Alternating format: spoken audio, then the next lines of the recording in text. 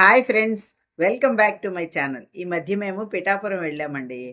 అయితే పిఠాపురం వెళ్ళినప్పుడు అక్కడ జరిగిన ఒక సంఘటన అండి. అంటే ఏం లేదు, ఇలా మనం ఎవరినైనా పలకరిస్తే అసలు ఒక వయసొచ్చిన తర్వాత, అంటే వృద్ధాప్యం వచ్చిన తర్వాత మనం ఎవరినైనా పలకరిస్తే వాళ్ళ మనసులో ఉన్న మాటలు, బాధలు ఎలా బయటకొస్తాయో అనేదనమాట.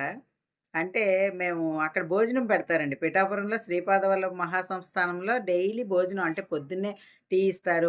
తర్వాత టిఫిన్ పెడతారు. తర్వాత మధ్యాహ్నం భోజనం పెడతారు. ఇవన్నీ పెడతారు.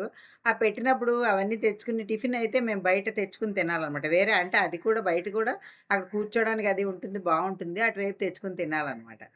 అక్కడికెళ్ళామండి టిఫిన్ చేయడం కోసం. అక్కడ కూర్చుంటే ఒక పెద్దావిడ ఎందుకనో కూర్చుని కళ్ళమ్మట నీళ్లు పెట్టుకుంటున్నారు. "ఏవండీ ఎప్పుడొచ్చారు మీరు? ఏంటి?" అని చెప్పని ఊరికే నేను పలకరించానండి. "ఎప్పుడొచ్చారండి? ఏ ఊరు అది" అంటే, "ఊరది చెప్పారులెండి కానీ, ఆ ఊర్లవి మనం బయట పెట్టడం ఎందుకు?" వాళ్ళ అబ్బాయికి ఈ మధ్యే పెళ్ళయిందటండి.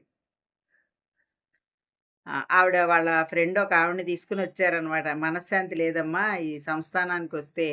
ఎక్కడ లేని మనశ్శాంతొస్తుంది. ఆ దత్తుడే చూసుకుంటాడని వచ్చానమ్మా" అని అన్నారనమాట. అది మాత్రం నిజమేనండి. దత్తాత్రేయుడిని నమ్ముకున్న తర్వాత మనం ఎన్ని పరీక్షలు పెడతారో అంత మనకి ఇదనిపిస్తుంది. మాకు కూడా అండి పిఠాపురం వెళ్ళినప్పుడల్లా ఎంతో మనశ్శాంతిగా, చాలా హ్యాపీగా అనిపిస్తుందనమాట. అంటే ఏ గుడికెళ్ళినా వైబ్రేషన్స్ ఉంటాయి. ఇక్కడ ఆవిడ అలా చెప్పేసరికి నాకది కూడా, మాకు కూడా ఇలా జరుగుతుంది కదా అని చెప్పని అనుకున్నాను నేను. ఆయన దగ్గరికని వచ్చానమ్మా నేను అని చెప్పేసనన్నారు. అంటే ఏమైందండి అన్నా నేను. అంటే అందరూ అలా చెప్పరనుకోండి. ఏం లేదమ్మా, మా అబ్బాయికి ఈ మధ్యే పెళ్లి చేశాము. మా వారు ఊళ్ళోనే ఉన్నారు. నేనే వచ్చాను మా ఫ్రెండ్‌ని తీసుకొని. కష్టాలు గట్టెక్కిస్తానంటే, అబ్బాయి పెళ్లి చేస్తే కష్టాలంటే పెళ్ళికి అప్పులవి చేశారా అండి? అవన్నీ ఆర్థికంగా ఇబ్బందులా అని అడిగితే, ఆవిడ ఒకటే చెప్పారు. "కష్టాలంటే ఆర్థిక ఇబ్బందులని ఎందుకనుకుంటున్నావమ్మా? ఆర్థిక ఇబ్బందులు కాదు, మనుషులు పెట్టే ఇబ్బందులు" అన్నారు. అదేంటండి అని చెప్పానంటే, పెళ్లి పీటల మీదే పెళ్లి కూతురు తల్లి, తండ్రి, మా అల్లుడు, మా అల్లుడు అంటూ వాళ్ళతో ఫోటోస్ దిగటం. అక్కడి నుంచే స్టార్ట్ చేశారండి. పెళ్ళయ్యే వరకు బానే ఉన్నారంట. కరెక్ట్‌గా పెళ్లి పీటల మీద నుంచే మొదలుపెట్టారటండి. మా అల్లుడు మాకే సొంతం అన్నట్టుగా. ఏమోలే సరదాగా ఫోటోలు దిగుతున్నారనుకున్నాను కానమ్మా, కానీ ఇంత దాకా తీసుకొస్తారనైతే మాకు తెలీదు అన్నారు. ఏమైందండి అంటే, ఆ అబ్బాయి పెళ్ళయ్యి కరెక్ట్‌గా సంవత్సరం అయిందటండి. అయితే ఆ పిల్లాడు ఇంక వాళ్ళ అత్తగారి మాట ఏదైనా సరే, ఇక తల్లి మాట గాని, తండ్రి మాట గాని వినే పని లేదనమాట. ఈ ఇది చివర్లో కొంచెం కొన్నాళ్ళు గడిచేసరికి ఆ అమ్మాయి ప్రెగ్నెంట్ కూడా అయిందంట. ప్రెగ్నెంట్ అయ్యేసరికి, అమ్మా ఎప్పుడైనా అంటే వాళ్ళు వేరే ఊళ్ళో ఉంటారండి. అక్కడ దగ్గరలో ఉంటారంట. అబ్బాయిది కూడా ఏదో జాబ్ అంట. సాఫ్ట్‌వేర్ అయితే కాదు గానీ, ఏదో కంపెనీలో ఏదో చిన్నది చేసుకుంటున్నాడంట. అంటే మధ్య తరగతి కుటుంబమే అని చెప్పారు. అయినా కూడా అబ్బాయి వాళ్ళ ఆవిడని పెట్టుకొని ఉంటాడు. శనాదివారాల్లో ఖచ్చితంగా వచ్చేస్తారండి. ప్రతి శనాదివారం ఇటే వస్తారంట. వచ్చినప్పుడు అమ్మాయి ప్రెగ్నెంట్ అని చెప్పాను. మా ఆవిడ ఏం చేయదు, అన్నీ నువ్వే చెయ్యాలి. సరే అన్నీ చేసి, కోడలు కదా ఎలాగైనా మనకి మనవడు పుడతాడు కదా అని ఆనందంతో ఆవిడ చేస్తారటండి. అయితే ఇట్లా వీకెండ్స్‌లో శనాదివారాల్లో వచ్చినప్పుడు ఇటొస్తారటండి.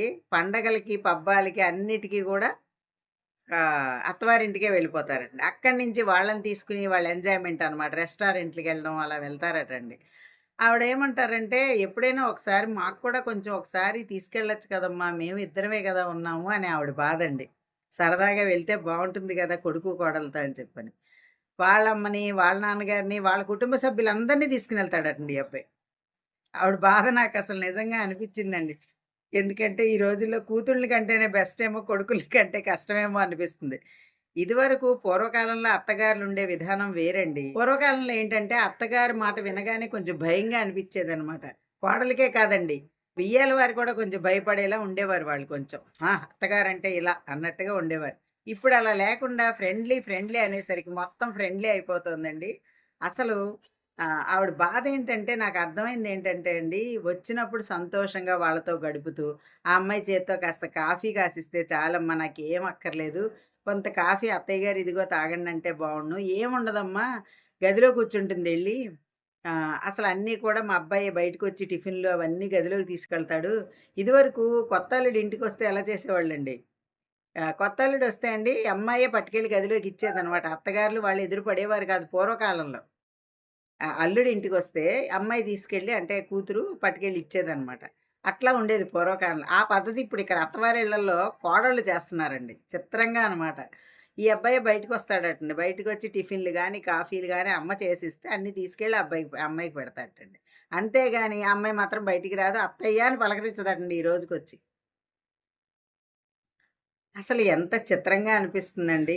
ఎంత ఇదైతే మాత్రం పెళ్ళవ్వగానే పిల్లాడు దూరమైపోవడం అంటే ఎవరికైనా కష్టమే గదా! మనం గూడా అక్కడి నుంచే వచ్చాం కదండీ! మనం ఒక ఇంటి కోడలుగా వచ్చి, మనం కూడా ఎన్నో కష్టాలు పడ్డాం, సుఖాలు పడ్డాం. అన్నీ పడుతూనే ఇంత దాకా వచ్చాం గదా! ఎందుకు ఆలోచించట్లేదు ఆడపిల్లల తల్లిదండ్రులు చెప్పండి? ఇక్కడ ఏం జరుగుతుందంటే, ఆడపిల్లల తల్లిదండ్రులు ఏది చెప్తే అదే చేస్తున్నారండి ఈ కాలం పిల్లలు, మగపిల్లలు. అక్కడ తల్లిదండ్రుల పెత్తనం ఎక్కువగా ఉంది కాబట్టి, ఆ అమ్మాయి అలా నడుచుకుంటుందనేది నా అభిప్రాయం. మీరేమంటారో గూడా కామెంట్స్‌లో తెలియచేయండి. ఎందుకంటే, ఆడపిల్ల తల్లిదండ్రులకిచ్చే స్వతంత్రం వల్ల ఇదంతా జరుగుతుందండి. ఈ రోజుల్లో అమ్మాయిలకసలు నా సంసారం, నా భర్త, అత్తామామగారు నాకు తల్లిదండ్రిలాగా అనే ఆలోచన చేస్తే, ఈ వీళ్ళ సంసారాలు కూడా బావుంటాయండి. ఈ రోజున ఆ పెద్దావిడొచ్చి అంత బాధపడాల్సిన అవసరం లేదు అంటాను నేను. ఎందుకంటేనండి, ఇప్పుడు పూర్వం అండి మగపిల్లలు పిల్లలు పుడితే వాళ్ళే మా మనవలు, ఆడపిల్ల పిల్లలు వాళ్ళ పిల్లలే. ఏదో పురుడు పోసుకొని పోతారు. వాళ్ళు మనకు సొంతం కాదు. వీళ్ళు మా వారసులనేవారండి నాయనమ్మలు. చాలా మందికి ఈ విషయం తెలిసే ఉంటుంది. ఆడపిల్ల కుటుంబంతో మనకి ఎంతవరకు సంబంధం అండి? పెళ్లి చేసి పంపించే వరకే మన సంబంధం. పెళ్లి చేశామా, ఏదో పురుడికి, పుణ్యానికి తీసుకొచ్చామా, పండగలకి, పబ్బాలకి పిలిచామా, బట్టలు పెట్టామా, లేదు వాళ్ళేదైనా అడిగితే చేసి పెట్టామా, పంపించామా అంతవరకేనండి.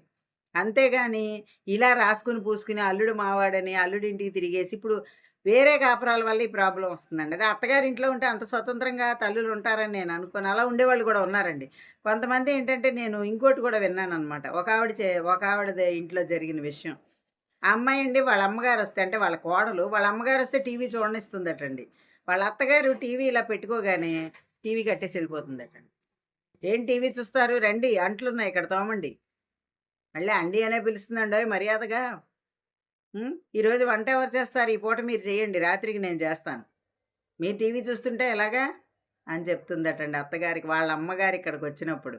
అంటే విడిగా ఉన్నప్పుడు ఆ కోడలు అత్తగారితో ప్రవర్తించే తీరు మనం అంచనా వేసుకోవచ్చు.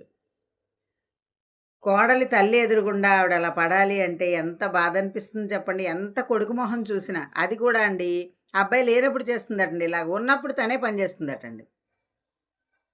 చూసారా? త ఆ కొడుకు అంటే కొడుకు కాదు భర్త ఇంట్లో ఉన్నప్పుడు తనే పని చేస్తుందటండి.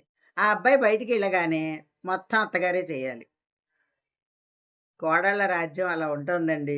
ఆడపిల్లల తల్లిదండ్రులది పెత్తనం అయిపోయింది ఈ రోజున. మీరేమంటారు? అసలు ఈ విషయం నాకసల పిఠాపురంలో ఆవిడ అలా మాట్లాడుతుంటే పాపం చాలా కళ్ళనీళ్ళు పెట్టుకున్నారండి. ఒక్కగానొక్క కొడుకమ్మ మాకు దూరం అయిపోతున్నాడు అని ఆవిడ బాధపడ్డారండి. ఎంత బాధగా ఉంటుందండి. కని, పెంచి 20 ఏళ్ళో, 25 ఏళ్ళో పిల్లాడిని పెంచి పెళ్లి చేసిన తర్వాత పూర్వం అండి అత్తగారులు అలా అనుకునేవారు. కోడలు రాగానే మన పెత్తనాలన్నీ కోడల దగ్గరికెళ్ళిపోతున్నాయి. వాడు అన్నం కోడలెందుకు పెట్టాలి? మనమే పెట్టాలి. అనే తీరులో పూర్వం ఉండేవాళ్ళు. ఇప్పుడేం చేస్తున్నారంటే అండి చాలామంది ఫ్రెండ్లీగా వదిలేస్తున్నారు.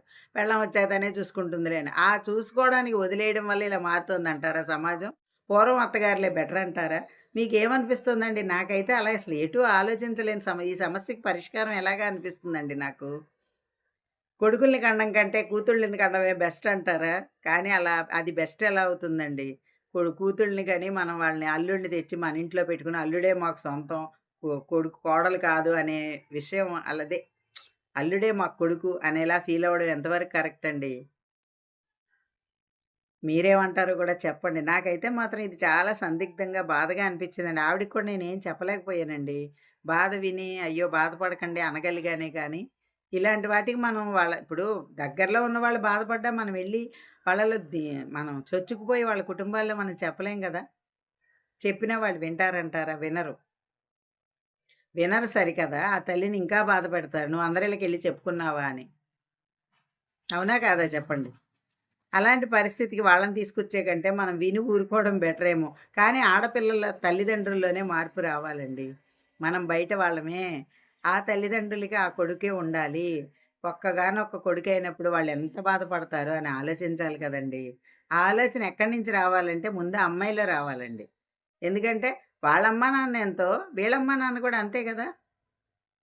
ఆ ఆలోచన ఆడపిల్లల్లో వస్తే, వాళ్ళ తల్లిదండ్రులు స్వతంత్రాన్ని ఇక్కడ చేయకుండా ఉండనిస్తే, అందరి సంసారాలు బావుంటాయనేది నా అభిప్రాయం అండి. నాకు తోచిందైతే ఇదే ఐడియా. మీరందరూ ఏమంటారో కామెంట్స్‌లో తెలియచేయండి. అలాగే ఎప్పుడు చెప్పినట్టే చెప్తున్నానండి. నేనేదైనా ఇందులో తప్పు మాట్లాడుంటే మీరిది కరెక్ట్‌గా మాట్లాడలేదండి అని చెప్పండి. ఎందుకంటే ఇంకో వీడియోలో నేను మాట్లాడినప్పుడు సర్దుకుంటాననమాట అందుకని. ఆ! ఏదైనా తప్పు ఎవరమైనా మాట్లాడొచ్చండి. ఎందుకంటే అన్నీ మనకు తెలిసిపోయిన పండితులం అయితే కాదనేది నా ఉద్దేశం. ఏమంటారు? ఇంతవరకు ఈ వీడియో ఓపికగా చూసినందుకు థాంక్ యూ అండి. మీకు ఈ వీడియో నచ్చిందా? నచ్చితే లైక్ చేయండి, షేర్ చేయండి. మరిన్ని వీడియోస్ కోసం నా ఛానల్ సబ్స్క్రైబ్ చేయండి. Thank you.